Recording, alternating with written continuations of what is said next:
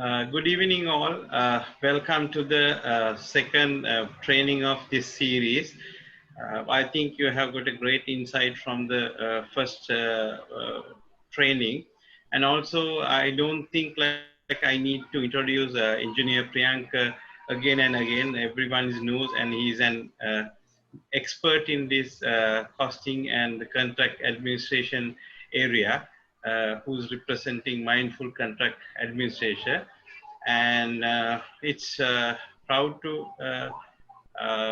bring this in as a collaboration of Mindful Contract Administrator and collaboration of Training Hub Asia.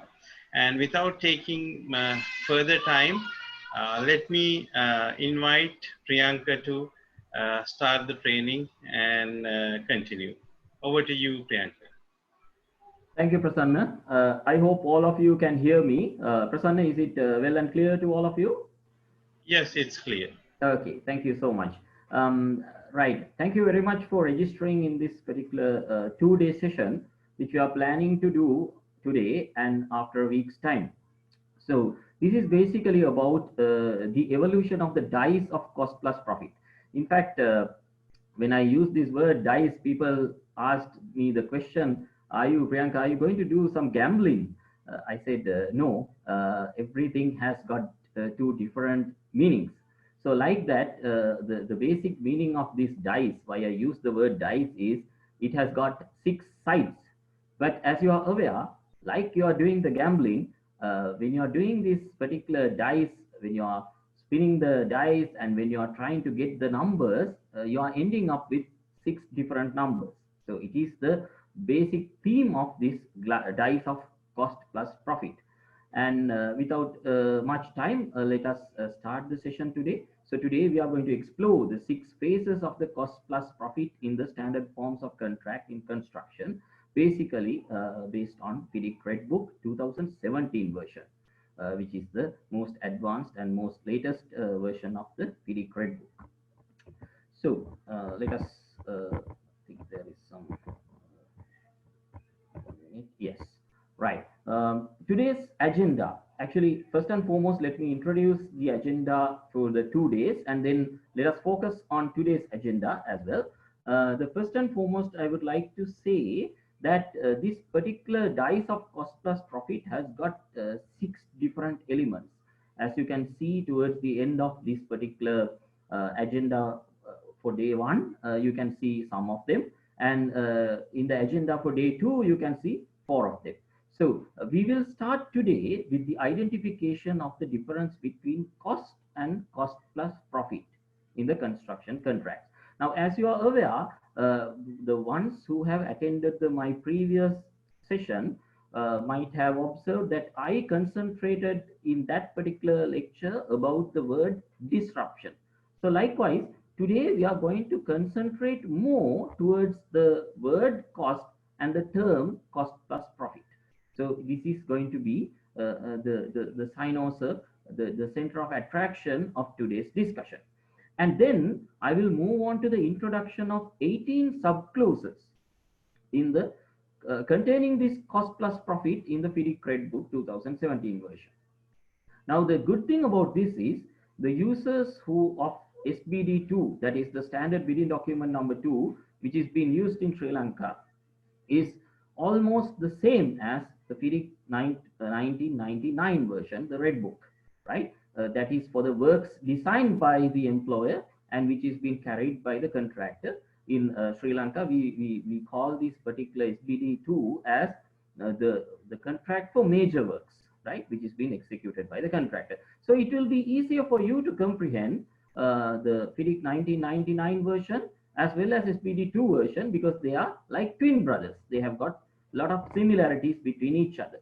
So stepping up into 2017 version after 18 years of evolution and 18 years of study about these 18 subclauses, which particularly contain this particular term, which is called cost plus profit, which was never issued within the previous versions of FIDIC Red Book, right, which will be discussed today as well. Then we are going to talk about a little bit about the evolution of the term cost plus profit, and we are going to walk down the memory lane in order to identify in 1977 version what was the sort of scenario behind this cost plus profit, and then how it evolved into 2017 version, polished into 2017 version. And then we are going to talk about these two of these dice. One of them is the delay and failure in the context of contractors eligibility for cost plus profit, and the second term, which is called the error in the context of contractors eligibility for cost plus profit. Towards the end of the second session, you can see in the day 2, and I'm going to discuss about that agenda item, and I will save time today rather than repeating that one in the next session, right? මෙතන ගොඩක් අයට මේ ඉල්ලීමක් තිබුණා ගොඩක් අයගෙන් මේ session එක කරද්දී සමහර දේවල් අපි සිංහලෙනුත් පැහැදිලි කරනවා මේ හොඳ අවබෝධයක් ලබා ගැනීම සඳහා. මොකද මෙතන දැනට මේක රෙජිස්ටර් වෙලා ඉන්නේ ඔක්කොම ශ්‍රී ලාංකිකයෝ. ඒ නිසා මම මේ පර්ටිකියුලර් සෙෂන් එක කරද්දී කරන සමහර කොටස් එහෙමත් නැත්නම් සාරාංශය මම සිංහලෙනුත් විස්තරාත්මකව දක්වන්න සජීව පැහැදී ඉන්නවා. අද අපි කතා කරන්න යන්නේ අත්‍තරම cost සහ cost plus profit කියන concepts දෙකේ, ඒ terms දෙකේ තියෙන difference එක ගැන අපි හොඳට අවබෝධ කරගන්නවා.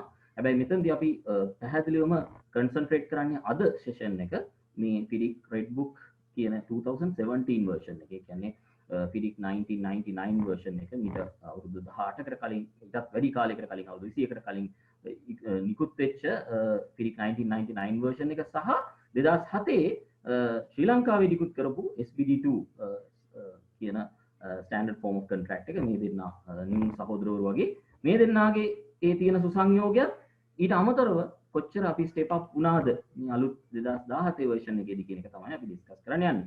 ඊට අමතරව අපි තවදුරටත් අතීතයට ගිහිලා බලනවා PIDIC 1977 version එකේ ඉඳලා මේක කොහොමද evolve වුනේ කියලා. ඊට අමතරව අර මම කියපු විදිහට ඩයිස් එක, right, දාදු කැටය, දාදු කැටේ තියෙන phases 6 ගැන අපි කතා කරන්න යනවා. ඒ phases 6න් first phases දෙක ඇත්තටම අපි අද කතා කරන්න බලාපොරොත්තු වෙනවා. Right. Now, before moving on to the today's session, let me give you a little bit of an insight about how all these lectures, how all these seminars have been evolved, have been originated. It is actually, it can be contained within 3 spheres. Now, I hope you might have heard about the control, that if you are a contract administrator, whether you are an engineer, a quantity surveyor, or else an architect, or if you are a developer, a supplier, or a subcontractor, for all these elements, you need to have a full control for better contract administration. It is like a rope which is anchoring a ship at a berth. Okay, so like the rope has got the strength, like the rope has got the stability, in order to keep the ship within that particular location, likewise, the word mindful control controls the project. In this particular sphere, in the mindful contract administration, you are talking about 4 things. Number 1, the rights. Number 2, the obligations. Number 3, the penalties. And number 4, the efficiency.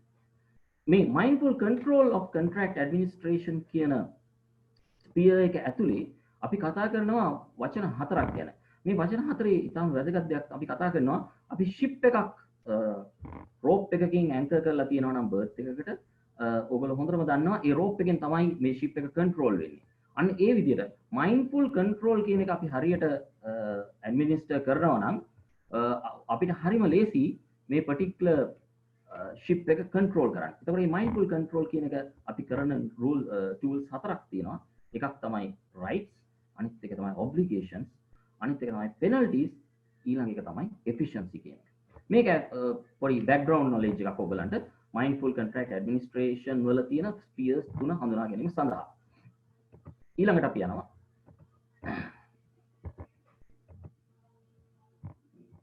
අපි යනවා mindful coordination in contract administration කියන element එකට. Now we are going to talk about the second sphere about the mindful contract administration, which is called the mindful coordination. Mindful coordination has got four elements as well. So it is like a pact. It is like a pact between the stakeholders of a project. So the first four letters of these four attributes will form the word pact. So this is the beauty of it. It is very easy for you to comprehend. It is very easy for you to memorize all these things. Previously, we talked about a rope which controls the project, which is comprising of rights, obligations, penalties, and efficiency. Now we are going to talk about the pact, right? When you have a pact, you have better coordination. So what are the subclauses which is containing this pact is the power, adjudication, communication, and tasks. අපි මේ mindful control coordination කියන ස්පියර් එක යටතේ අපි කතා කරන්නේ මේ pact කියන වචනය ගැන. මේ වචනේ ඇතුලේ අපි තියෙනවා power, adjudication, communication සහ tasks කියන attributes හතර. Then we will move on to the mindful adaptation. As you are aware that an extraterrestrial, it is a very famous movie which you may have watched with much interest, right? The extraterrestrial is a person who doesn't have the proper knowledge, who doesn't have the proper experience about what is happening on Earth. So he or she has to get adapted to the situation in the Earth. So that is why I use this word ET, extraterrestrial. So extraterrestrial has to adapt to the situation. It's like the changes in a project. When I'm talking about environmental changes, it is not only the environment that we are talking about. We are talking about a lot of political, social reasons as well. And then we are going to talk about task changes. What do you mean by task changes? This is what we are talking about, like the works, the changes to the works. So this is the three spheres of mindful contract administrator. Now let us move on to the documents which are being referred in today's session. I'm going to use the three red books, FIDIC red book, actually four red books I'm going to use, but mostly I'm going to use the FIDIC 2017 version, right? You can see the three FIDIC red books, and on your top right hand corner, a familiar document which is called the SPD2, which is being used for major contract, which was issued by ICTAD, then ICTAD, now I think it is CEDA, right? And then towards the second session, we are going to talk about new engineering contract, NEC4, which is more popular because of its simplicity of explaining the things. It does not use the legal jargon within that particular document. And then we are going to talk about a very, very important modern book, which is called the new aspects of quantity surveying practice by Duncan Cartledge. Okay, he's one of my lecturers as well when I was studying in University of Reading. And then I'm going to talk about some RICS guidelines, which is freely available in RICS website, the likes of cost reporting and life cycle costing, when we are talking about this particular attribute to the contract. අපි මේ particular document එකේ අපි documents ගොඩක් refer කරනවා මේ session එකේදී. ඒ use කරන documents අතරට FIDIC red book එකේ ඒ විකාශය වෙච්ච red book එකේ වෙන වෙනම කොටස් ගැන කතා කරනවා. ඊට අමතරව SPD2 ගැන කතා කරනවා. තවත් NEC4 new engineering contract කියන එක සහ new aspects of country serving කියන පොතක් අපි භාවිත කරනවා. ඊට අමතරව RICS වල තියෙන guidance notes, අපි මේවට කියන්නේ RICS guidance notes කියලා. ඔයගලන්ට මේ ඒකේ top right hand corner එකේ පේනවා ඇති blue color එකෙන් තියෙනවා. ඒකට කියන්නේ RICS guidance note කියලා. ඒ කියන්නේ chartered quantity survey කෙනෙක් කොහොමද use කරන්න ඕන contract එක administrate කරද්දී. එහෙමත් නැත්නම් contract administrator කෙනෙක්ටත් මේක ගොඩක් useful වෙනවා. Right. Then let's move on to the next one. Now, what is cost? Now, when we are talking about a cost, there are thousands of terms and words which comes into your mind. Maybe I may say, to be more practical, hundreds of words, right? So when you are talking about cost, you might have thought about cost plans. Okay, this is appearing within the first few stages of a project during the design stage, from the inception up to the tendering stage. There are different stages of cost plans that you are using. In that one, you are using this particular term called cost, right? And then you are using something called cost value reconciliation. Cost value reconciliation is a very useful tool which is being used by a contractor when you are administering a contract in order to identify the difference between what you spend and what you earn. It is simple as that. And cost value reconciliation is a very effective tool in identifying whether we are running at a cost, a loss, or a profit. This is one of the major things that we are using, and the word cost is appearing within that particular phrase as well. Then there is something called cost to complete.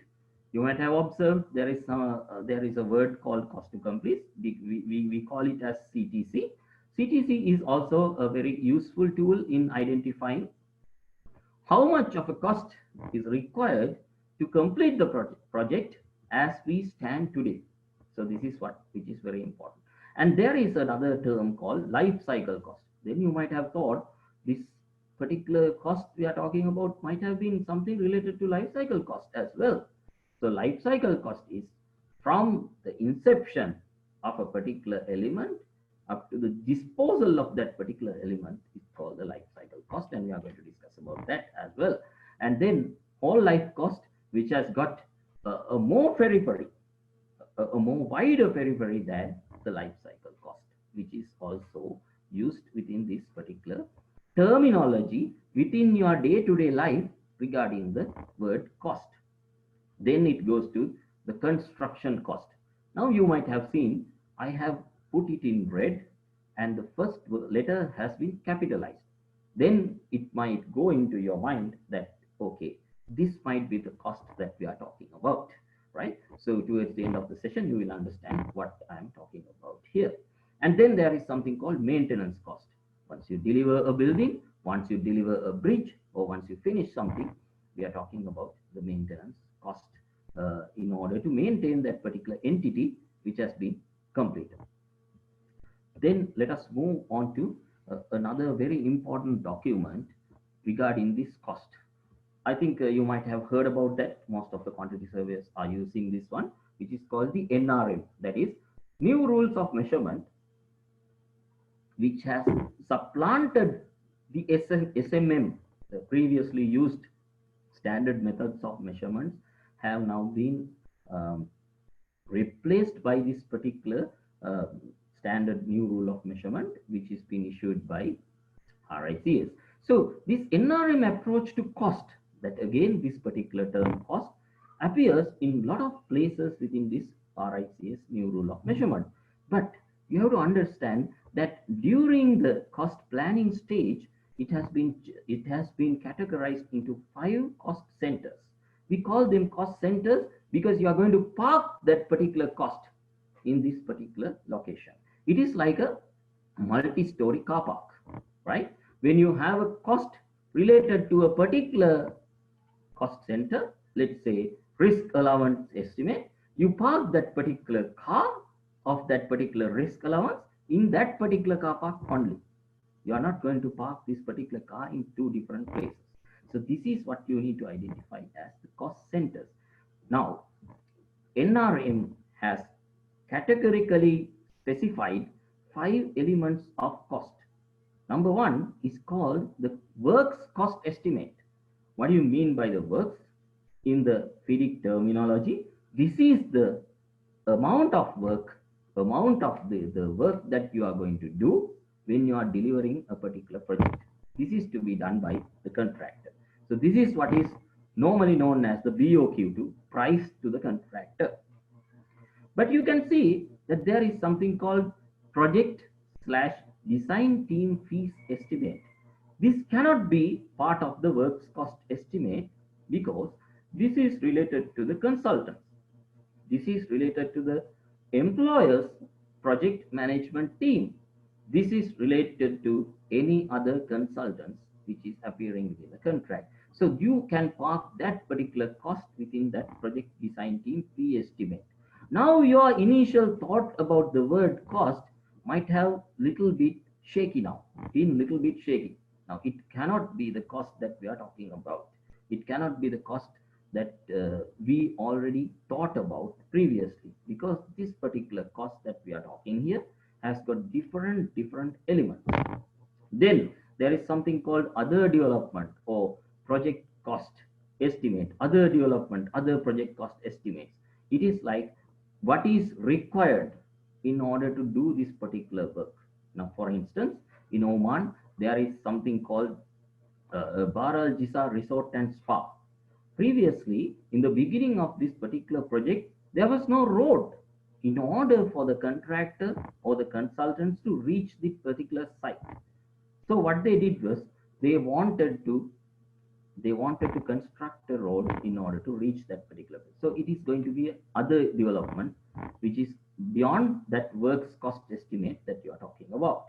Then you are talking about the risk allowance.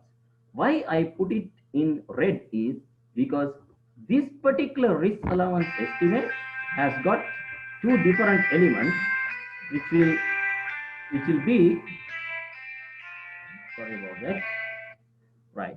Uh, this particular element of cost has got two different elements. Number one is the risk allowance related to the works, and the other part is the risk allowance related to the consultants fees, risk allowance related to the other costs. So that is why I put it in red. Part of it is related to the works and part of it is related to the other costs. And the inflation estimate, as you are aware, FIDIC Red Book, newer versions, they allow for inflation. A certain amount of inflation can be taken into account. There's price adjustments are allowed in FIDIC newer versions. We are going to talk about them towards the latter part of this today's session, right? And then let us move on to the next part of this particular uh, session, right? And when we are talking about cost value reconciliation and cost to complete, you might have observed that there are a lot of terminologies that we are talking about. One of them being the cost value reconciliation. Now, as you are aware, cost value reconciliation has got a very, very important term here because of the fact the cost value reconciliation, the value that you have assessed in a particular project is totally different from the cost that you spend for a project. A typical example would be uh, an antique value of an element. Now, you know, some of the furniture or some of the fixed assets that you have, when it gets old, we value it more, like the ancient cars. So the value and cost are two different elements. So when we are talking about this particular subject, the cost value reconciliation, you need to identify the value means what you are getting paid, cost means what you are really incurring. So this is what we call as CVR or CVC. So one of them can be considered here. And there is another one called cost to complete. Cost to complete is also another interesting scenario where is the forecast of the cost required to complete the project from a specified point in time. That means at any point of time in a project, you can identify, okay, I need this much of money within my pocket in order to complete the project. So both of them are very much important in the contractor's aspect of completing the project. Here, the cost is attributable to the contractor's cost. Now let us understand what is given in the standard form of contract, whether or not it is part of this particular element. Then we are going to talk about life cycle costing. Life cycle costing and whole life cost are two different things. Now, most of the quantity surveys, when we are talking about the variations to the works, we always understand that this particular variation is related to the cost. People are asking about whether this is a cost saving or additional cost. But have you ever thought that this particular cost is related to the construction cost? We never think about the maintenance cost. We never think about the whole life cost. We never think about the life cycle cost when you are talking about the variation. So this is the difference. This is the element which we need to understand when you comprehend the word cost. The word cost, which starts with capital C, within the FIDIC credit book is related to the contractor's cost, which is required to complete the project, but not the cost as a whole, the cost which is required to complete the project, which is being spent by other parties, which is attributable to different elements of the project's life cycle. For example, now when there is something called non-construction costs, the first thing which comes to your mind is there should be a construction cost as well. So you can easily categorize construction cost, non-construction cost. Now, non-construction costs are something like land acquisition, fees, rental costs, or relevant tax liabilities, the likes of that, right? And then we are going to talk about the life cycle cost. It is very easy for you to understand the word life cycle cost because it can be abbreviated to a word called CROME. Okay, that is called CROME. The life cycle cost of any particular project has got these five elements of cost. Number one, the construction cost. Number two, the renewal cost. Number three, operation cost.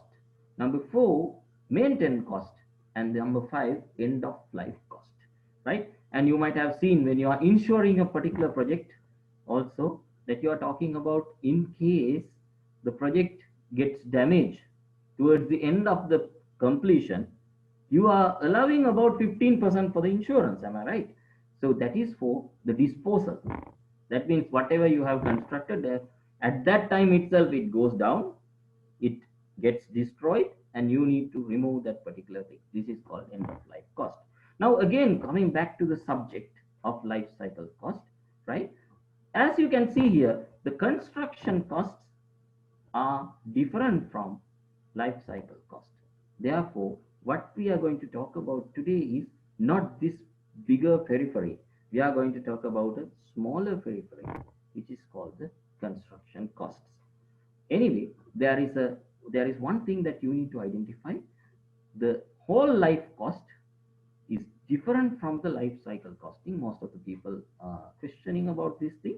This comes from a credible source, that is RICS guidance note for life cycle costing, which you can easily download and see. And this particular element has got four different elements of whole life cost, and life cycle cost is part of it. We got something called externalities, which are the costs associated with an asset but not reflected within the transaction cost of acquisition. This is a little bit of a complicated area, but we are not going to talk about it. But you need to understand what exactly is meant by the cost, which is starting from simple C, and what exactly is meant by the cost, which is starting from the capital C within the FIDIC Red Book. Then, when we were talking about the cost and value, you need to identify that there is something called value engineering, right? Value engineering is also something which we are going to do in order to minimize the cost. But this particular cost that we are talking about, pursuant to clause 13.2 of FIDIC Red Book, right, in FIDIC 1999 version as well as in SPD2, you can see there is a clause, sub-clause called value engineering. So this particular value engineering clause has got a very, very common feature, which is called minimizing the cost, right? So this is actually, I named this as value engineering rainbow. There is a video which I have put in my YouTube channel, which is called the Mindful Contract Administrator. You can see, you can get a more insight about what exactly is meant by the value engineering rainbow. But as you can see is the yellow color is signifying the cheerfulness. Okay, so everybody will be happy when you minimize the cost. But is it the real cost that we are talking about in FIDIC Red Book? It is not. Okay, this is what I want to embed within your mind today, and how this will also come into this one of the attributes which comes to your mind. So this is related to the value engineering. So regarding the value for money, I have got a small example for you. So first and foremost, you might have observed that most of us do like to wear white shirts, right? So white shirts have got uh, uh, different qualities, different lifetimes. So you may buy a white shirt for 10 pounds, and you may buy a white shirt for 60 pounds, which looks exactly the same at just by looking at it.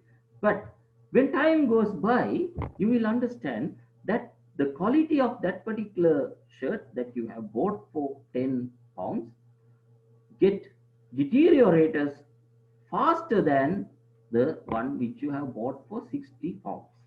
So at the end of the day, you will end up paying 40 pounds within an year when you buy the cheaper one, which you think as the least cost, as opposed to the one which you pay lesser price because of their high durability. So I'm sure that you understood that notion. That means the value engineering is not just the money that you pay from your pocket at this juncture. So this is the cost that we are talking about when we talk about construction costs, but not the full picture. This is what I want you to understand. So value engineering is not a subject that needs to be discussed in this particular session. We have more things to discuss. Therefore, I'm going to skip it right now. Then it comes to the evolution of the concept of cost plus profit. Now, you may have heard about right to access to the site, right? This right to access to the site is a very important thing that the contractor should be given. A very important right the contractor should be given in order to execute his works. Otherwise, he will fail to do that one, right? So this delay in giving the right to access to the site will give will attract additional costs. Will The contractor may have to pay more towards resources, towards achieving certain tasks related to the site works. Therefore, he will run with an additional cost. But FIDIC 1977 version, when I was 1 year old at that time that it was issued, Oman Standard Conditions of Contract, I know that there are some colleagues of mine who have joined from Oman as well. Oman Standard Form of Contract is almost very equivalent to the FIDIC 1977 version. So I thought it will be useful to use that one as well. But here you can understand the contractor suffers a delay in all four cases within these particular um, rows. You can see the contractor suffers delay. When the contractor suffers delay, now if you see the FIDIC 1977 version, it says engineer in his opinion shall be fair to cover the cost incurred by the contractor. Now you can see engineer has got some privileges here. He can opine which is fair or not. Okay, so he has been given a lot of power in order to decide whether this is a fair cost incurred by the contractor or not. But FIDIC 1987 version changed this to a little bit different version, and it says the engineer shall due after consultation with the employer and the contractor. Now here the engineer's power is limited. The engineer has to get the consultation of both the employer as well as the contractor to determine the amount of such costs. Okay, so this is the difference. Now you can see the evolution of this particular concept of cost plus profit. Okay, now whatever the additional cost which is being incurred by the contractor has to be paid. There is no argument about that. But what is the mechanism of assessing that one is the most important thing. Here, when it comes to FIDIC 1999 version and SBD 7, it says cost plus reasonable profit. Now, this particular term has now been changed to cost plus profit. That you can understand when you see this particular last line of the FIDIC 2017 version. Now, the evolution of the defined term cost. Now, as I have told you, the word cost within the periphery of the FIDIC 2017 version or FIDIC terminology is related to the construction cost, which is being incurred by the contractor. It is not the cost that we were talking about when you talk about the life cycle cost or what is contained within the cost plans or the like. Okay. Now, FIDIC 1977 version says there is no defined term cost. Now, what is the most significant way of identifying a defined term? It starts with a capital C. Now, FIDIC 1977 version or the likes of Oman Standard Form of Contract 1981 version doesn't have a cost. It starts from a capital C. But it says towards the latter part of the definitions, there is a subclause which says the word cost shall be deemed to include overhead costs whether on or off the site. But it is a very, very vague form of a definition. The people will easily be misguided by this particular term. So, in order to eliminate that one, we did 1987 version also, but they repeated the same mistake. They didn't have the capital C within the word cost. So it says cost means all expenditure properly incurred or to be incurred. Okay, it talks about the future as well, whether on or off the site, including overhead and other charges properly allocable. There are two, but does not include any allowance for profit. So it very clearly, categorically says the word cost once again, which does not start with a capital C. It says the word cost means something which is excluding the profit and all the other expenditure incurred to be whether on or site on or off site. That is what he says.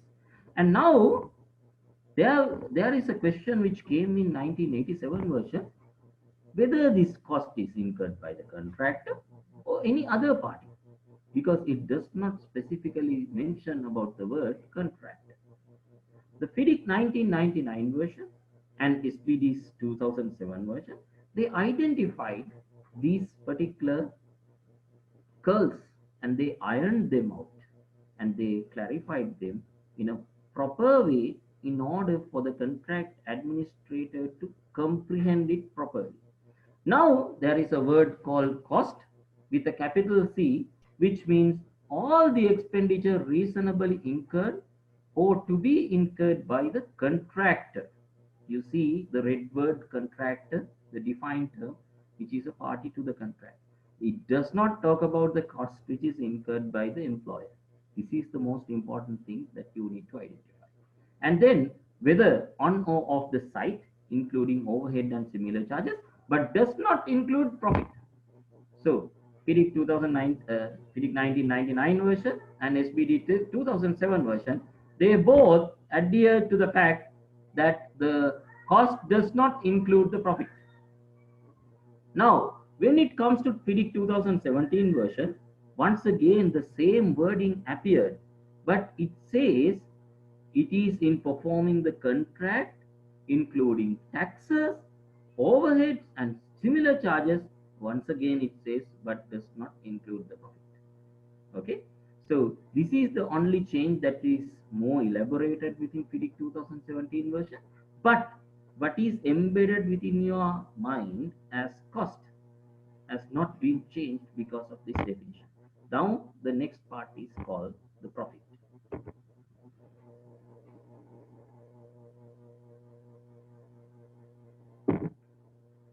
In FIDIC 2017 version, for the first time, they introduced a defined term called cost plus profit. As you can see here, this cost plus profit is the one that we are going to talk about in a more depth, right? So that you will understand. It is the same definition I have used. So in order to save the time, I am going to talk about that particular part plus the cost plus profit part. Okay. Now, cost plus profit means the cost plus the applicable percentage for profit stated in the contract data. Now, if you go to the previous version of FIDIC 1999 version, it always talk about cost plus reasonable profit. So, what is reasonable? This is the question which came into the mind of the FIDIC drafters. This is the question which came into the minds of all the stakeholders of the project, whether we are addressing this particular element of profit in a clear way, in a concise way, in an undisputable way. This is what FIDIC 2017 version has done. A splendid job in defining and containing this particular term called cost plus profit, which is appearing for the first time in 2017 version. It means, it says the percentage of profit stated in the contract data. Now, you might be aware, the users of SBD2, they know there is a form called contract data. But in our era, we were talking about an appendix to the tender in Oman conditions of contract. Even FIDIC 1999 version, we use something called appendix to the tender, right? Appendix to the form of tender, right? But it is not contract data. But SBD2 and FIDIC 2017 version renamed this particular element called contract data, which has specifically allowed a particular space in order to be entered into when you are signing the particular contract, which is called the contract data. If not stated 5%. Now, it is a very, very important thing, because now when you are talking about the profit, right? Now, there are certain estimators, right? When you are pricing the particular document, based on certain factors, you change your profit margin. Suppose that you don't want this particular job, but still, because of the pressure of the management, because of the requirement of the company, in order to be in the market, it is very important that you are getting that particular experience in order to. It's like a runner, that you may not perform in certain running sessions, but you have to participate into that one. Then you get the different experience. You get different experience. You get a different exposure in order to mold yourself into the next tender in a proper way. Therefore, even though you don't need the job, you just try with a high percentage of profit. Okay, this is the art of tendering. But if you are keen, we use that particular word called keen. Okay, if you are very, very keen in getting this particular job, your markup, your particular percentage of profit is very less. Maybe you will put it as 2%, 3%, just to get that particular job. You really want to get that job. Now, for instance, especially this happens when you are having an enabling works project and the main project, enabling works contract and the main contract. Normally, the contractors are very much happy to get the enabling work portion, because then they can get the site circumstances properly. They can price better in the main project. So these are advantages that you encounter when you put a less percentage of the profit. Now, my subject is not about that. My subject is about this. If it is a very clear cut, I told you, right, that when you are when you are talking about a profit element, it has to be put in an undisputable way. This is why it is stating, if in the contract data, if it is not available, it has to be 5%. So it is expressly stated, because otherwise you may end up with a lot of problems during the latter part of the project that you all are aware of, right? So this is the importance, this is the beauty of this particular cost plus profit. Now let me just convert some of this into the Sinhala language, right? Then අපි cost කියන element එක විතරයි FIDIC 2017 දක්වා අපි define කරලා තිබුණේ. නමුත් FIDIC හඳුනාගත්තා මේ profit කියන element එක ඒගොල්ලන්ගේ කලින් versions වල හරියට define කරලා නැහැ කියලා. සමහර තැන්වල මේගොල්ලෝ භාවිත කරලා තියෙනවා reasonable profit කියලා. නමුත් ඇත්තටම මොකද්ද මේ reasonable profit කියන එක අපිට පොඩි ගැටලුවක් බවටපත් වුණා. එතකොට මොකද මේගොල්ලෝ කරේ? ඒ reasonable profit කියන එකේ ඒ reasonableness කියන එකේ තියෙන ඒ සෙලවෙන භාවය, ඒ sure නැති භාවය අයින් කරා. එතනදි මේගොල්ලෝ ඒ වෙනුවට කරේ contract data වල contract එකට දාන්න කියලා කිව්වා. මොකක්ද profit percentage එක කියලා කියන්නේ කියලා. බැරි වෙලාවත් ඒකේ profit percentage එක කියන්නේ මෙන්න මේ percentage එක කියලා contract එකට කියන්න බැරි වුණොත් ඒකත් expressly ලියලා තියෙනවා ඒක 5% කියලා ගන්න කියලා. එතකොට අර post contract administration එකේදී ඒ particular profit කියන element එක පිළිබඳ අපිට තියෙන ප්‍රශ්න ගොඩක් අඩු වෙනවා. අනිත් එක තව දෙයක් මම පැහැදිලි කරන්න ඕන. සමහර contractors සම්පූර්ණ work එක all of the works ගත්තොත් සම්පූර්ණ work එකම එකම percentage එකකින් profit එක හැටියට price කරන්නේ නැහැ. එතකොට මෙතනදී contract data වලදී දානකොට ඒගොල්ලන්ට දාන්න වෙනවා what we call as weighted average. දැන් අපි example එකක් ගත්තොත් අපි සරලවම උදාහරණයක් ගත්තොත් එහෙම 100 million project එකක අපි හිතමු 65 million civil works 35 million MEP works කියලා. හරි. අපි MEP works වලට දානවා 0% profit එකක්. මොකද MEP කියන එක ගොඩාක් tight. අපිට මේක හරි අමාරුයි මාකට් එකේ අනිත් කම්පිටිටර්ස් එක්ක ගිහිල්ලා අපිට දිනන්න බෑ. නමුත් civil works වලට අපිට casually අපිට දාන්න පුළුවන් කියලා හිතමු 6% කියලා වැලියු එක. එතකොට මොකද අපි කරන්නේ? ඔය කියන දෙකේ weighted average එක ගන්න. මේ weighted average එකෙන් තමයි ඔය contract data වලට දාන percentage එක දාන්නේ. මොකද ඒකේ allow කරලා නැහැ civil work වලට මෙච්චරයි MEP works වලට මෙච්චරයි කියලා. ඒක contract ගන්න risk එකක්. When you are putting the two different percentages of profit in a project, you are taking a risk because you don't know towards the end of the project which portion of the contract, which portion of the work will be subjected to variations. එතකොට අපිට MEP works වලදී ලොකු variations තවයක් આવොත් එහෙම ඒක contract එක පාඩුයි. මොකද contract එකේ profit percentage එක අඩු වෙන දාලා තියෙනවා. Now I believe that you understood what is the importance of putting the profit percentage and how the contractor has to be smart in inserting this particular profit percentage in the contract data. Now it comes to the dice. Okay, like a gambler. Okay, whenever you put something up, you put two dice or one dice up, you end up with a number, whether it is 1, 2 or 3 up to 6, any number can come. But like the snakes and ladders, okay, you know the snakes and ladders game, right? When you play high in the dice, when 6 appears in the dice, you climb up the you are climbing up to the destination very fast, right? But when you are getting ones and twos, you are not climbing up to that one, so you have to bear that particular loss. So it is like a probability. So dice of cost plus profit also is like that. Now if you are a contractor or if you are an employer as well, you should understand the repercussions revolving around this particular cost plus profit. So that is why if you go through the subclauses within FIDIC 2017 version, each of the subclause which is carrying this particular term called cost plus profit, okay, has got any of these words that is contained within this tree. This is how I categorize this as the dice of cost plus profit. It has got 6 phases.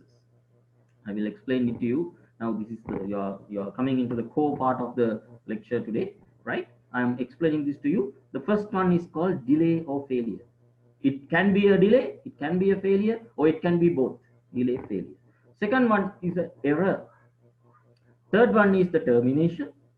Fourth one is act. Fifth one is instruction.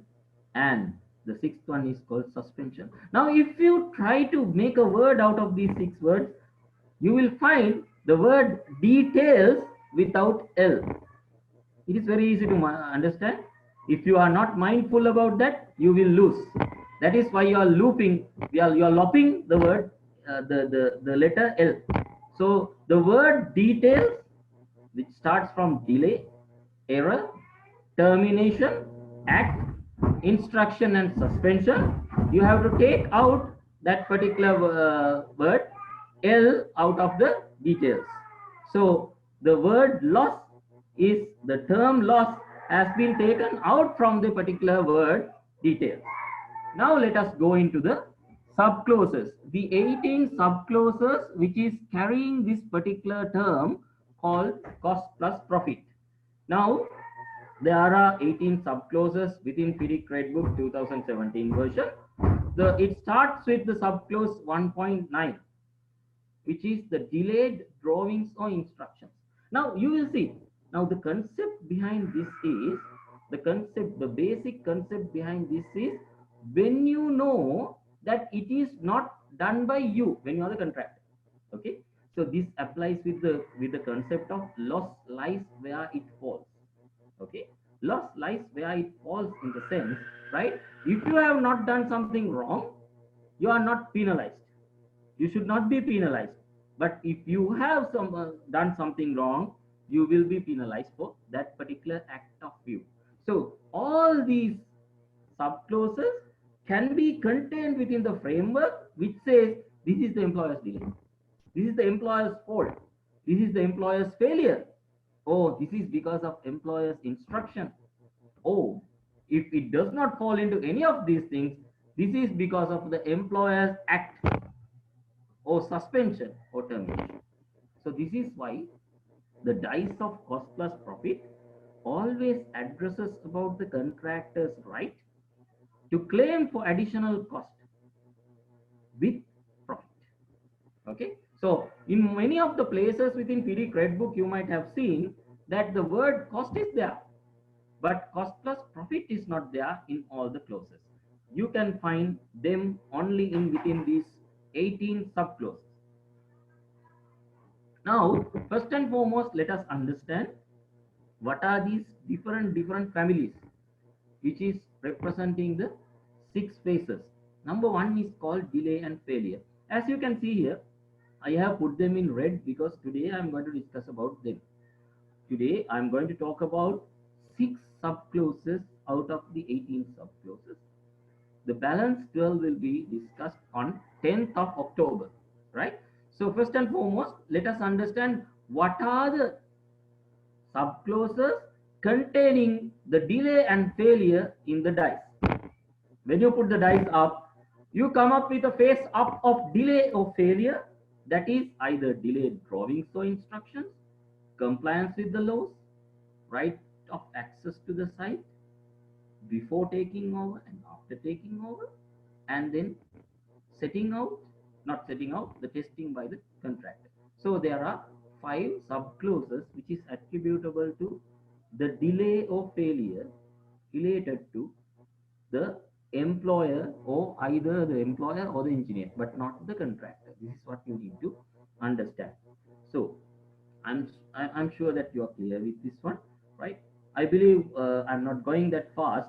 Am I right, Prasanna? Okay. Silence means it's okay. The things are going on well. I think you can hear me also well.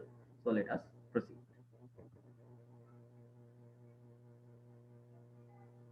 In each of these subclauses, you will identify that there is a very particular phrase, a very particular paragraph which uses one of these words.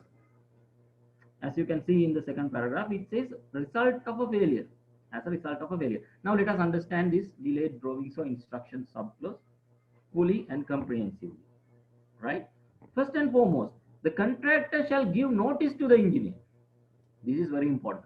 In each of these subclauses, you can see, because in FIDIC 2017 version, the notice has to be given whenever there is a claimable event, indicating, it's very important, indicating which subclause that you are talking about. In the previous versions of FIDIC, it does not say. There is an express term in FIDIC 2017 version that when you are giving a notice, under which clause that you are giving the notice has to be expressly stated. This is a very important thing, so that you can put them into different clusters, such as when you are in an apartment, right? The postman gives certain letters in the apartment, mostly in downstairs, that there are different post boxes. You have to put that into a separate post box. So from the perspective of a mindful contract administrator, from the employer side or the engineer side, it is very easy for you to categorize the contractor's notices when he or she put a particular subclause into that one. That is very, very important. Now, let us understand. It says the contractor shall give a notice to the engineer whenever the works are likely to be delayed or disrupted. If any necessary drawings or instruction is not issued to the contractor within a particular time, okay, which shall be reasonable. Now here you may question me why you put the word reasonable if reasonable is not the correct measure of measuring things. Now the answer to that one is always associated with the program. As you are aware, in FIDIC form of contract, sorry, in FIDIC form of contract, the significance of the program is either the milestone dates or the completion date are the ones which are contractual. Whatever happens in between, the jugglery that you do, no matter what you do, but drop dead at the particular date of completion, you complete everything, no matter what you are doing, you are contractually cannot be held liable for liquidated damages. So this is one of the very important things that you need to identify in the FIDIC Red Book 2017 version and FIDIC Red Book FIDIC scenario. It talks about the completion dates and milestone dates, but not the interim dates. This is why it says in a particular time period, the delayed drawing or instructions, the engineer has to give the drawings or instructions in such a way that the project has to be completed within this month. What does that say? In an indirect way, it says it should not affect the critical path.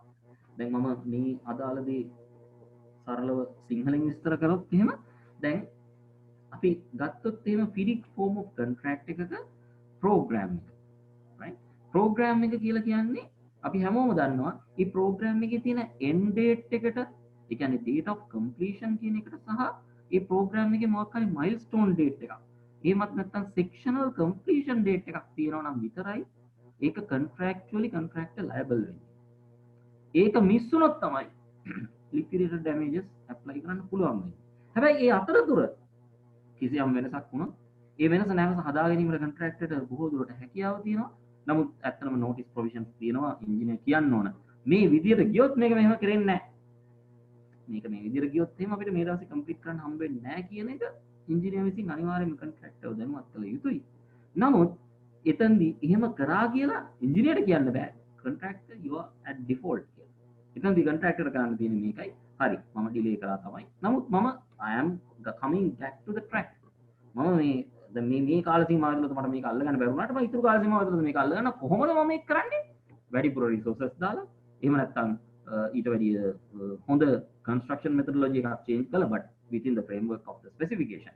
ඒක අපි කවදා හරි දවසක අපි variation clause එක ගැන කතා කරොත් එහෙම ඔයගොල්ලන්ට තේරෙයි specification එකේ තියෙන දේවල් වලින් පිටින් ගිහිල්ලා variations issue කරන්න බෑ කියලා specificallyම ලියලා තියෙනවා. හරි? ඒ කියන්නේ specification එකේ පාලමක් හදන්න නම් තියෙන්නේ මේ අපිට building එකක් හදන්න අවශ්‍ය කරන changes කරන්න බෑ මේ engineerට due to his whim and fancy.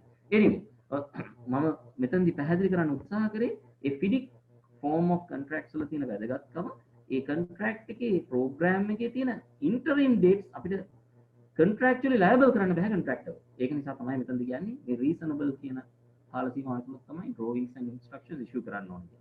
සමහරවිට අපිට හිතන්න පුළුවන් සමහර activities තියෙනවා ඒකට පොඩි lag එකක් තියෙනවානේ. float period එකක් තියෙනවානේ.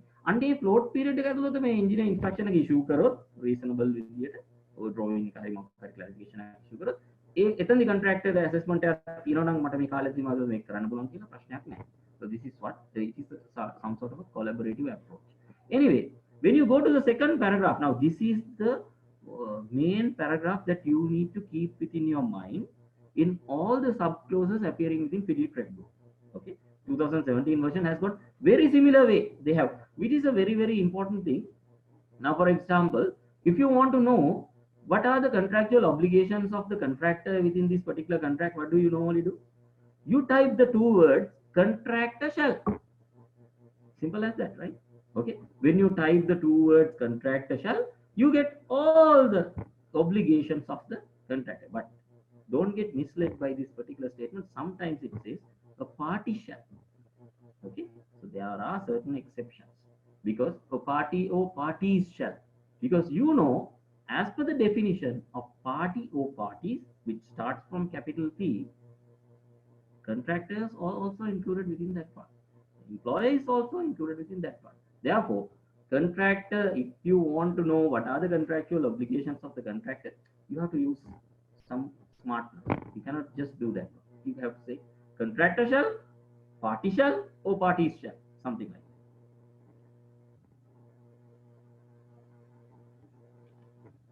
So, in this particular second paragraph, it says if the contractor suffers delay and or incur cost as a result, this is very very important, right? Whenever you find this particular term, as a result, you it comes into your mind, oh, there is a loss as a result of a failure of the engineer to issue the notified code or instruction within a time which is reasonable. The same word reasonable has been used here and is specified in the notice with supporting details. The contractor shall be entitled subject to notice provisions. It's claims for payment and EOT for such cost plus profit. Now, this is the first appearance of the term cost plus profit within the standard form of contract, PD 2017 version. Of course, the definition is there. That is the first one. After that, this is the one which appears. And there is an additional thing. Now, you have to identify in the dice, this is the phase of failure. When you put the dice up, it comes up with a failure. This falls into that category. Okay, this is what you need to identify. However, if and to the extent that the engineer's failure was caused by any error or delay by the contractor, including an error in or delay in the submission of the contractor's documents, the contractor shall not be entitled for such loss or profit. Then what does that say? Engineer's failure or engineer's error or engineer's failure is caused by the contractor's error or delay. Contractor loses his right. So this can happen, right? This can happen. Now, for example, if the contractor is unable to submit an MAS, material approval sheet, in compliance with the specification, number of types, let's say. Okay. Now then, engineer cannot issue a drawing or something which is changing that part due to a certain change in the contract because the MAS has not been approved. Okay. So that particular MAS has got some question, let's say. In that particular MAS, it tries to cover a void within the contract. But that particular MAS, which is submitted by the contractor, is not approved because the rest of the specification has not been complied with this. In that case, the contractor does not have the reason for a cost plus profit because he is also part of the fault. This is what you need to understand. So, අපි මේ particular sub clause එක ගත්තොත් delayed drawings or instructions කියන එක ඔයගලන්ට තේරුම් ගන්න ඕන අවශ්‍යම දේ තමයි මේ cost plus profit කියන එක contractor ට claim කරන්න පුළුවන් අර contract data වල තියෙන percentage එක හෝ එහෙමත් නැත්නම් 105 භාවිත කරලා නමුත් එතනදී ඒක හරියට use වෙලා නැත්නම් ඒක ඒ failure එක engineer ගේ failure එක engineer ගේම pure failure එකක් නෙවෙයි නම් contractor ගේ මේකට මොකක් හරි දායක වීමක් තියෙනවා නම් contractor ට ඒ right එක නැති වෙලා යනවා. එතනදී තේරුම් ගන්න යුතුයි. Right. Now let us go to the second one which is called compliance with laws. Now at a glance you may have observed that there is no yellow light, but don't worry, when it comes to the second part it comes because some sub clauses are long in such a way that we cannot put it into the what you call standard template of a presentation. So that also you need to understand. I will tell this part in a very short way because you don't need to read all these things. You need to understand is first and foremost compliance with the specification, compliance with the contract is one. Okay, compliance with the contract in the sense the contract which starts from capital C, which is a defined term. The contract has got certain elements of documents which you can ring fence. Okay, like the letter of acceptance, the tender, the accepted tender, then the specification, drawings, BOQ, all these are contained within the contract, which starts from capital C, which is a document. Likewise, there is another element. You have to comply with the laws. Now, for instance, now these days, during the early parts of the April, you understood that 50% of the government servants has to go to the work, not 100%. Therefore, the government servants have to comply with the law of the country. Otherwise, it is not possible because you have to abide by the rules of the country. Now, it says, if having complied with subparagraph C above, what is subparagraph C? Within the time stated in the specification in the contractor shall provide such assistance and all documentation as described in the specification or otherwise reasonably required by the employer based on that one applicable laws. Now, for example, as per the law, the contractor, let's say, he has to do a what do you call noise test. Okay, due to sustainability issues, that you have to do noise level testing every month, let's say. Okay, so the law says, if say the Omani law or Sri Lankan law says that every month you have to check the noise level of the site and give a report to the employer to be submitted to the government or something like that, like tender board or something like that. So we have to do that one.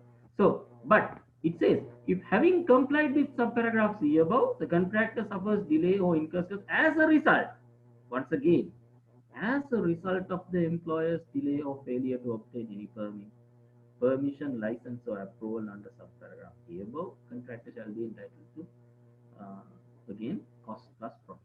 Now, this is the second subclause out of 18 subclauses that we were talking about, right? So this part is also very, very important. Now here, once again, the dice is put up, and then it comes to delay or failure.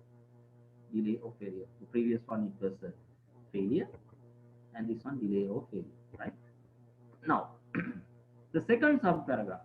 Before moving on to the next subparagraph, let me introduce you some two other words, which is very closer to your heart, but it is very easy for you to comprehend this particular notion. Right?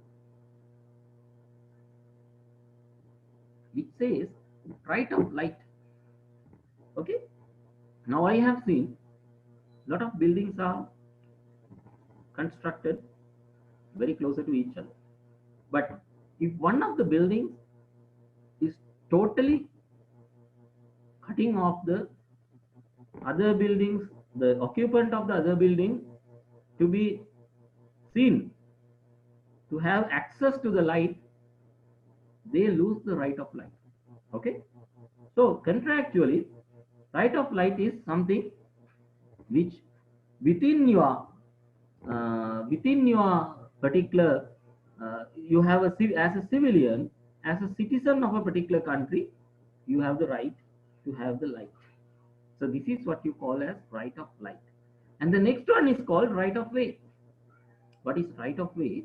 Suppose that your house is located in a land where you have to pass through someone else's land, otherwise you cannot access, unless you are a rich person who has a ability to buy a helicopter or a plane. You cannot access to your place because you are moving through another person's territory. So that is called right of way. People should have the right of way, not to enjoy the occupancy of that particular way, but to transport your vehicles, transport yourself. This is called the right of way.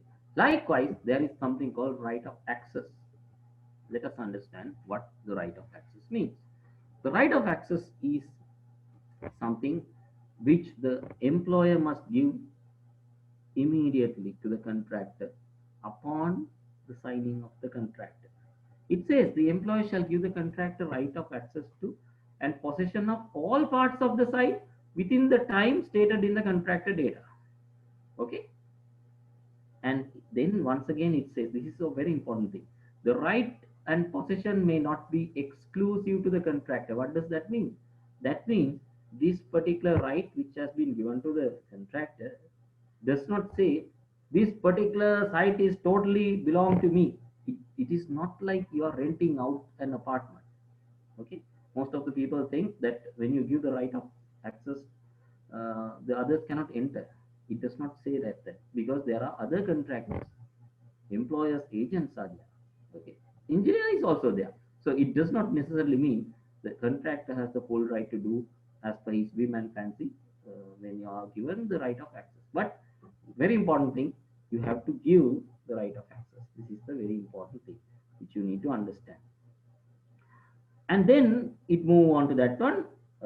When you go to the highlighted portion, if the contractor suffers delay and no incur cost as a result of a failure by the employer to give any such right or possession within such time, the contractor shall be entitled subject to subclause cost plus profit. Again, it says failure. As a result of failure by the employer, the contractor has a right to ask for additional profit, right? Then it goes to the testing by the contractor. As you can see here, this is also a very lengthy subclause, which you can read and understand. Actually, when you come to the, I will be distributing this particular presentation immediately after this one, so you can get the idea about what has been written here. And in order to prepare for the next session, because we may not have the time for a Q&A session today. Q&A session will be towards the end of the next week.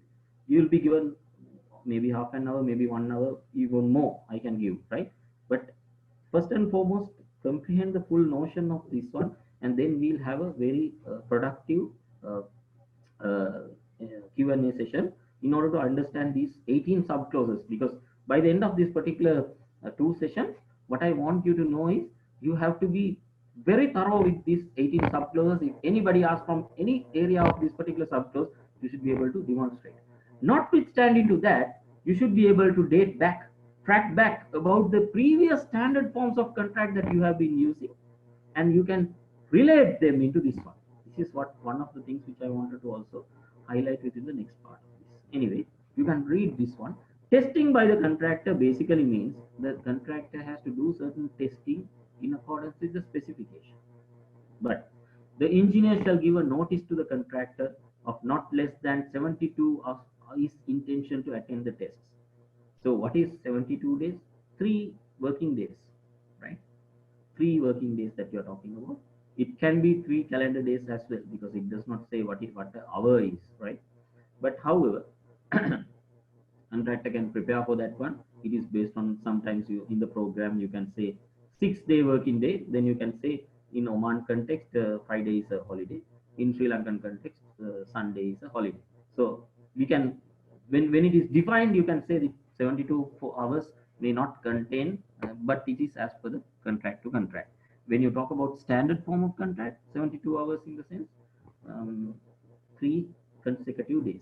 Anyway, it also moves into the fact that if it engineer not give the notice, and because of that there is any sort of a delay or incur cost from complying with such instruction as a result of a delay for which the employee is responsible.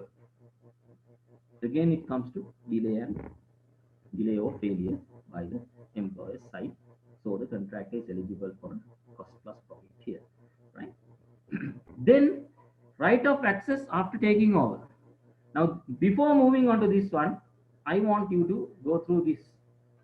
In SBD2 version as well as PD 1999 version, there is a very small paragraph pertaining to the right of access after taking over. That is the paragraph which I have put on my right hand side. What does it say? Until the performance certificate has been issued. What is the performance certificate? That means the maintenance certificate.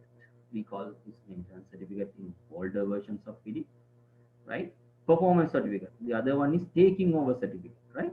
The contractor shall have such right of access to the works as is reasonably required in order to comply with this clause, except as may be inconsistent with the employer's reasonable security restrictions.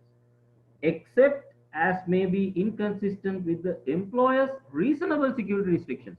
Now, for example, in Oman, we have got certain sites called Royal Oman Police, Royal Oman Police, right? So once the contractor hands over the site, they may be engaged in certain confidential activities. So there are certain security restrictions as well.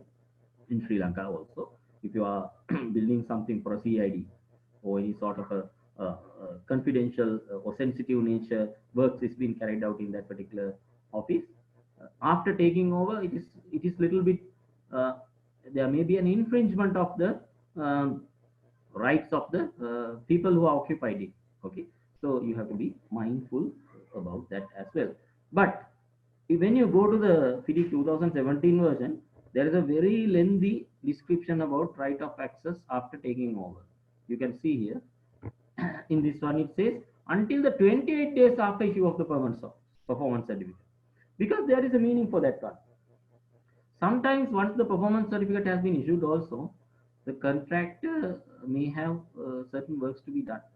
What is mentioned within the performance certificate based on that. So they gave a grace period of 1 month also, maybe to take some. Now, towards the end of the maintenance period, they might have done some work, but they may have not got the opportunity to do demobilize. Therefore, that is also there. Then the right of access to the site කියන subclause එක සහ right of access after taking over කියන subclause දෙකම SPD2 version එකේ තියෙනවා, FIDIC 99 එකේ තියෙනවා. නමුත් FIDIC 2017 version එකේදී මේ right of access after taking over කියන subclause එක ඉතා පැහැදිලිව විග්‍රහ කරලා තියෙනවා. ගොඩක් ඒක expand කරලා තියෙනවා. මොකද හේතුව අර කලින් FIDIC 99 එකේ සහ SBD2 version එකේ තිබිච්ච ඒ definition එක එච්චරම ගොඩක් සවිස්තරාත්මක නැති. ඒක නිසා තමයි ඒක මේවා කරලා තියෙන්නේ. Then there is something called setting out. This is also very important thing, right? The contractor shall set out the works in relation to the items of reference under subclause this site data, and you know that setting out needs to be done in order to build a building first and foremost, right? Setting out is a part and parcel of the surveyor's life, right? So engineer also is doing that one, and quantity survey also can take part of it, right? Now, if in that particular subclause, if in this particular setting out, if there is any accuracy or error, accuracy problem or error which is there, then it says if the contractor suffers delay or incurs cost as a result of the error, okay, the contractor shall be entitled, subject to this one, the payment of cost plus profit. Now, errors can happen in the setting out, right? It says in subclause 4.7.2, if the contractor finds an error in any items of reference, the contractor shall give a notice to the engineer. It's very clear. Some of the columns might not have been properly placed. Some of there may be certain errors in dimensioning, and all these things can happen, right? එතකොට දැන් ඔයගලන්ට තේරෙනවා මේ setting out කියන එක ඔයගොල්ලෝ දන්නවා ඕනම ව්‍යාපෘතියක් ආරම්භ කිරීමේදී කළ යුතු දෙයක්. ඉතින් තමයි අපි හරියටම ඒකේ තියෙන මේ බිල්ඩින් එකේ අතරමායම හරියට මාක් කරන්නේ. ඊට පස්සේ ඒ අදාළ දේවල් අදාළ තැන්වල තියෙනවද කියන එක ඉතාම වැදගත් වෙනවා. නමුත් බැරි වෙලාවත් එහෙම කරද්දි මොකක් හරි වැරද්දක් තිබුණා නම් අපි හිතමු බිල්ඩින් එකේ එක කෝණ එකක් අහු වෙනවා මේ එක්සිස්ටිං ස්ට්‍රක්චර් එකකට. ඒ එක්සිස්ටිං ස්ට්‍රක්චර් එක මේ ඩ්‍රොයින් එකේ ඇඳලවත් නැති එකක්. එතනදී කන්ට්‍රැක්ටර් කලින් ෆෝසී කරපු නැති එකක් වෙන්න පුළුවන්. ගොඩක් ලාට සයිට් විසිට් එකේදී ඔය වගේ දෙයක් පේන්න පුළුවන්. නමුත් ගොඩක් ලොකු සයිට් එකේ එහෙම දෙයක් නොවෙන්නත් ඉඩ තියෙනවා. එතනදී contractor claim කරන්න පුළුවන් මේක මේ setting out error එකක් නිසා වෙච්ච දෙයක් නිසා, yes, I am eligible for cost plus profit කියන එක තමයි මෙතනදී වැදගත් වෙන්නේ, right? Right. Actually, this is what I wanted to say in the today's session, right? Since we have got about 10 more minutes, I will explain something else which will be useful for you in order for you to be prepared for the next session, right? Now, when you go to this, what do you call, cost plus profit 18 subclauses, right? Now, as I have explained to you, there are 4 more sides that I need to explain to you. One is called the instruction, the other one called is act, other one is called suspension, and the other one is called termination. But here you have seen in clause 14.1, once you finish this one, you can go back and refer to FIDIC 2017 version. The contract price has got this particular element called cost plus profit, but it does not say that the contractor is entitled for something, because it defines the contract price. It talks about the contract price, but it does not say a specific reason for the contract price to be amended due to cost plus profit. That is why I put it is not applicable. And there is another important thing here. Here, 2 phases of the dice come into one particular subclause. As you can see here, in subclause 7.4, unlike the other subclauses, it says if the contractor suffers delay and incur cost from complying with any such instruction or as a result of delay. Now, here I highlighted the red part, but in the other one, there is an instruction mentioned within that one. So that is attributable to one of the phases of uh, the dice. Therefore, out of these 18 subclauses, this is the only place that you find a combination of these two. So those are very, very important things. Now, going back to the agenda today, right? Uh, what I wanted to explain here is today we have covered Today we have covered the identification of the difference between cost and cost plus profit.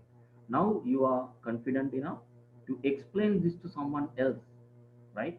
What is the cost in the context of PDIC 2017 or earlier versions of Red Book? And what is the cost that we normally talk in general context? Because the way that the general public understands is also matter. Okay, people always think the cost is what you're paying from the pocket, but there is something beyond that. But what you are paying from the pocket in order to complete the works is the real cost that we are talking about here. This is the defined term which starts from capital C. And then I have done an introduction to the 18 subclauses containing the term cost profit. This is also um, out of these 18 subclauses, we have already spoken about 6 of them. The balance 12 we are going to talk in next week. And then the evolution of the term cost plus profit, PD Red Book. This is also important. 1977, how it has evolved, you understood. Then the two phases, delay, failure, and error, we have spoken about. And within the next week, we are going to talk about the termination. And there are certain acts which the employer is engaged in, the employer is committing. Because of that also, there may be certain cost plus profit requirements arising out of the claims of the contractor. Then the instruction in the context of the contractor's eligibility for cost plus profit, uh, then the suspension, all these four are there. After that, I'm going to discuss something very important, which is called benchmarking the FIDIC claimable events under the dice of cost plus profit with the compensation events in FIDIC NEC 3 and NEC 4. Now, I don't know whether you have been exposed to this one.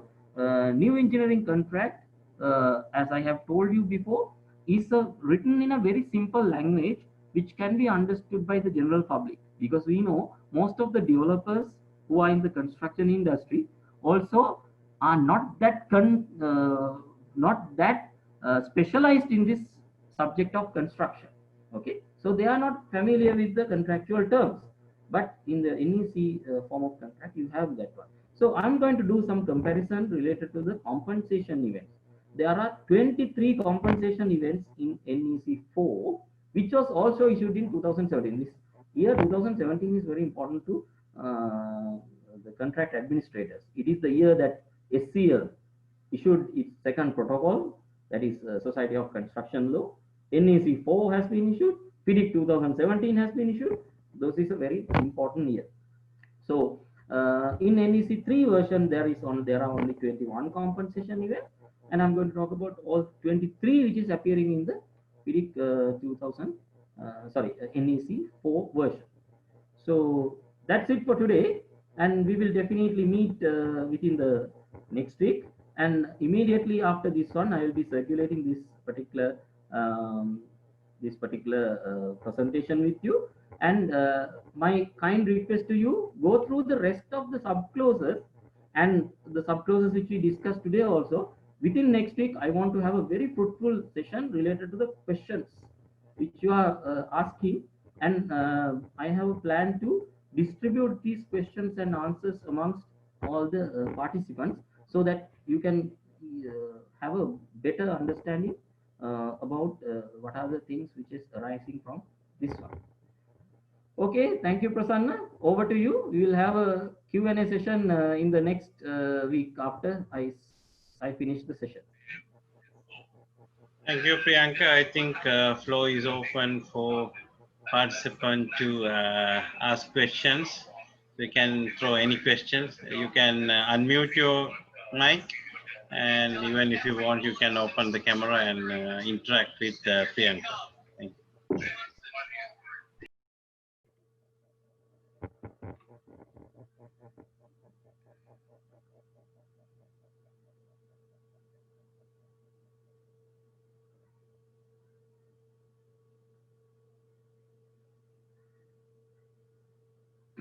Okay, Prasanna, I think as we have indicated, let us circulate this presentation amongst all the participants, Yeah. and then within the next session they can definitely ask. We'll have a lengthy Q&A session as well within the next session after that.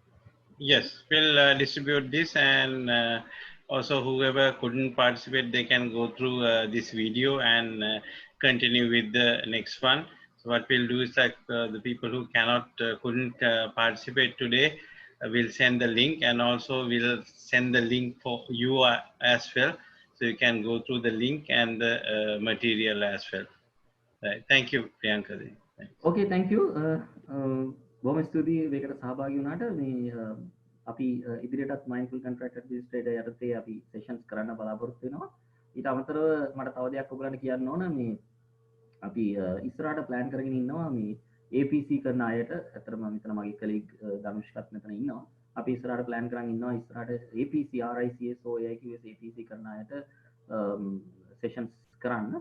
A sessions කරන්නේ කොහොමද කියලා අපි ඔයගලන්ට දැනුවත් කරන්නම්. මම කීප දෙනෙක් මාව කන්ටැක්ට් කරා මේක සම්බන්ධයෙන් කොහොමද කරන්නේ කියලා. ඔයගලන්ට ට්‍රේඩින් හබ් එක කන්ටැක්ට් කරන්න පුළුවන් මේ සම්බන්ධයෙන්. අපි ඉදිරියට ඒ සම්බන්ධව වැඩ කරගෙන යනවා. right? ඔබ සාමට සුබ සන්ධ්‍යාවක්. අයබෝවන්.